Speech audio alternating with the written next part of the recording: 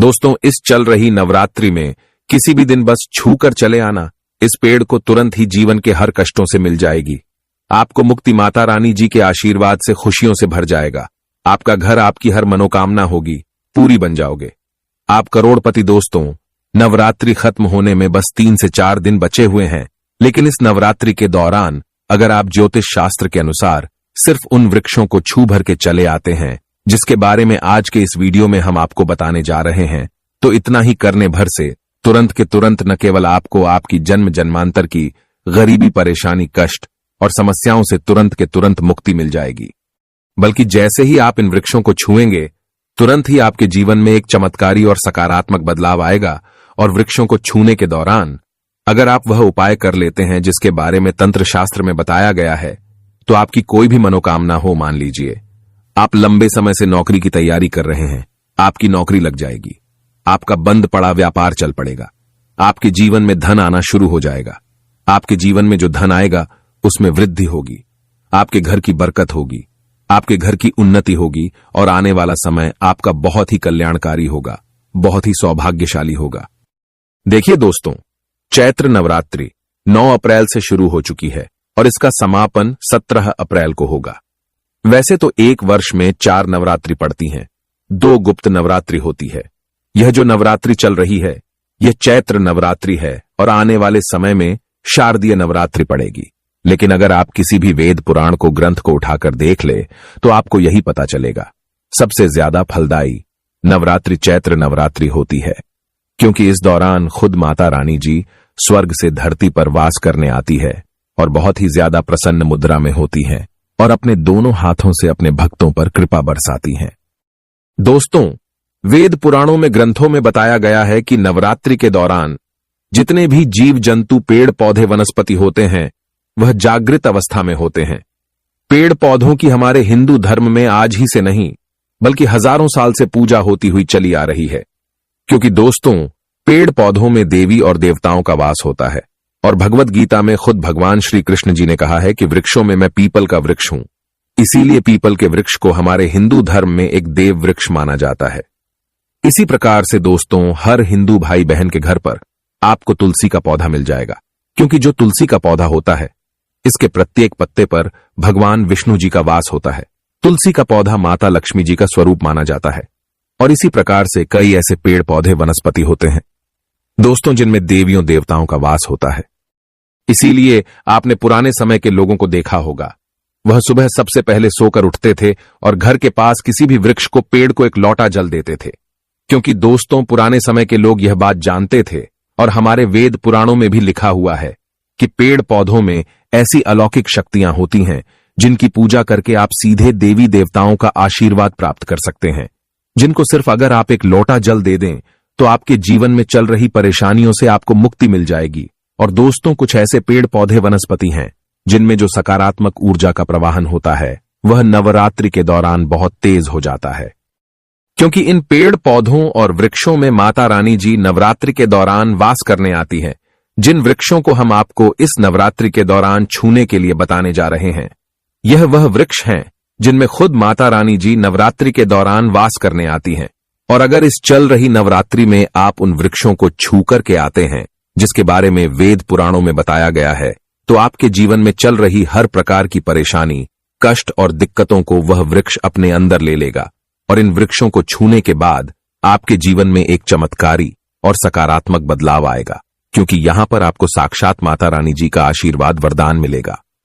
इस वीडियो में हम आपको जानकारी देने जा रहे हैं कि इस नवरात्रि के बचे हुए 3 से 4 दिन के अंदर वह कौन से ऐसे वृक्ष हैं, पेड़ हैं जिनको आपको सही मुहूर्त पर छू करके आना है, और वह कौन से ऐसे उपाय हैं जो आप उस दौरान कर सकते हैं।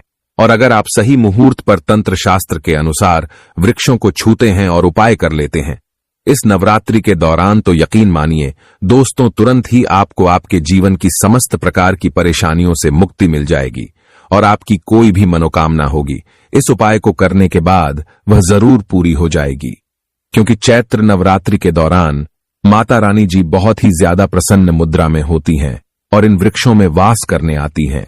और अगर आप यह उपाय करेंगे तो आपको माता रानी जी का आशीर्वाद, वरदान एक साथ प्राप्त हो जाएगा। इसीलिए अगर आप चाहते हैं कि माता रानी जी का आशीर्वाद हमेशा आप पर और आपके परिवार पर बना रहे, माता रानी जी की कृपा से आप अपने जीवन में बहुत ही उन्नति करें, बहुत ही आगे जाए, तो दोस्तों पूरी सच्ची श्रद्धा और पूरे विश्वास के साथ इस वीडियो को लाइक कर दीजिए और कमेंट बॉक्स में लिख दीजिए माता रानी जी की जय, और कमेंट बॉक्स में अपनी राशि भी डाल दीजिएगा। आपकी राशि के अनुसार कोई भी ऐसा उपाय होगा जो इस नवरात्रि के दौरान करके आप लाभ पा सकते हैं, वह आकर आपके कमेंट के रिप्लाई में हम बता देंगे। लेकिन आपसे निवेदन था, वीडियो लाइक करना मत भूलिएगा।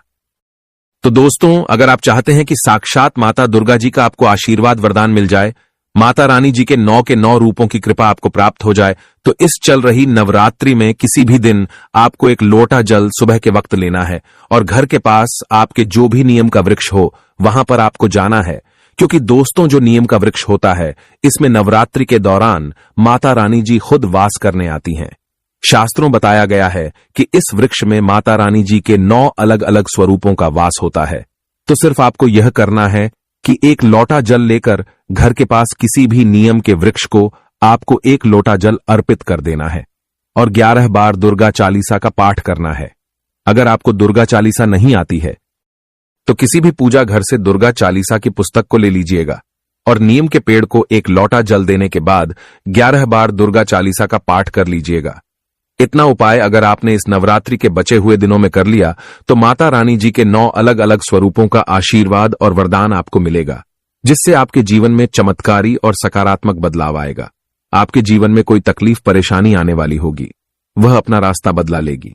इस उपाय के बारे में ज्योतिष शास्त्र में साफ साफ लिखा हुआ है।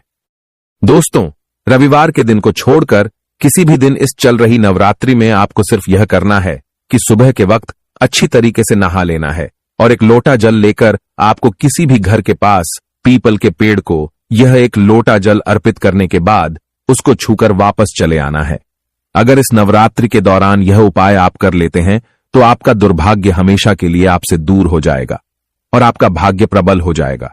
क्योंकि वेद पुराणों में बताया गया है कि एक व्यक्ति के जीवन के भाग्य का राहु केतु का नवग्रह का जो नियंत्रण होता है वह भगवान विष्णु जी के हाथों में होता है। और नवरात्रि के दौरान भगवान विष्णु जी और कई देवी देवता पीपल के वृक्ष में वास करने आते हैं। और अगर कोई भी व्यक्ति चैत्र नवरात्रि के दौरान एक लोटा जल किसी भी पीपल के वृक्ष को देकर उसको छू भर लेता है तो उस व्यक्ति के जीवन की समस्त प्रकार की परेशानी, दुर्भाग्य और समस्याएं अपने आप उससे दूर होने लग जाती हैं और उस व्यक्ति के नवग्रह उसका साथ देना शुरू कर देते हैं। अगर आप इस नवरात्रि के दौरान किसी भी पीपल के वृक्ष को एक लोटा जल देने के बाद उसको छू लेते हैं तो इससे आपका भाग्य प्रबल हो जाएगा, आपके नवग्रह आपका साथ देना शुरू कर देंगे। दोस्तों, अभी तक आपने वीडियो को लाइक नहीं किया, वीडियो को लाइक कर दीजिए। दोस्तों, आपने देखा होगा कि माता दुर्गा जी की जब भी आपके घर पर पूजा पाठ होती है तो वहां पर केले का पत्ता लगाया जाता है, केले के पत्ते का इस्तेमाल किया जाता है। क्योंकि दोस्तों, केले का पेड़ जो होता है उसमें माता दुर्गा जी की दिव्य शक्तियों का वास होता है। तो सिर्फ आपको यह करना है कि चल रही नवरात्रि में आपको किसी भी केले के पेड़ को छू करके चले आना है। अगर आप सिर्फ इतना भर कर लेते हैं तो मानकर चलिए, माता दुर्गा जी की कृपा से आपके जीवन में एक चमत्कारी और सकारात्मक बदलाव आएगा और आने वाला समय आपका बहुत ही कल्याणकारी होगा, बहुत ही सौभाग्यशाली होगा। दोस्तों, वेद पुराण में बताया गया है चैत्र नवरात्रि के दौरान अशोक का जो पेड़ होता है उसमें कई देवी देवता वास करने आते हैं। और अगर कोई भी व्यक्ति चैत्र नवरात्रि के दौरान 2 से 3 दिन अशोक के वृक्ष को एक लोटा जल दे दे और उसके सामने 11 बार दुर्गा चालीसा का पाठ कर ले तो उस व्यक्ति को कभी भी कोई बीमारी नहीं लगती है। और अगर आप चाहते हैं कि आप हमेशा निरोग रहे, आपको कोई बीमारी ना लगे, तो बस आपको इस चल रही नवरात्रि में 2 से 3 दिन एक लोटा जल किसी भी अशोक के वृक्ष को देना है और 11 बार दुर्गा चालीसा का पाठ इस वृक्ष के सामने करना है। इतना अगर आप करेंगे तो मानकर चलिए दोस्तों, आप हमेशा निरोग रहेंगे, या किसी बीमारी से आप बहुत परेशान हैं उस बीमारी से आपको जरूर मुक्ति मिल जाएगी। दोस्तों, आपकी कोई भी मनोकामना है और आप चाहते हैं आपकी मनोकामना पूरी हो जाए तो इस चल रही नवरात्रि के दौरान सुबह के वक्त आपको अच्छी तरीके से नहा लेना है और आपके घर के पास कोई भी बरगद का पेड़ हो वहां पर आपको जाना है। आपको बरगद के पेड़ को सबसे पहले एक लोटा जल देना है। 11 बार इस पेड़ के सामने आपको दुर्गा चालीसा का पाठ करने के बाद अपनी मनोकामना बोलनी है। अगर आप ऐसा कर लेते हैं तो इस नवरात्रि के बाद आपकी मनोकामना जरूर पूरी हो जाएगी।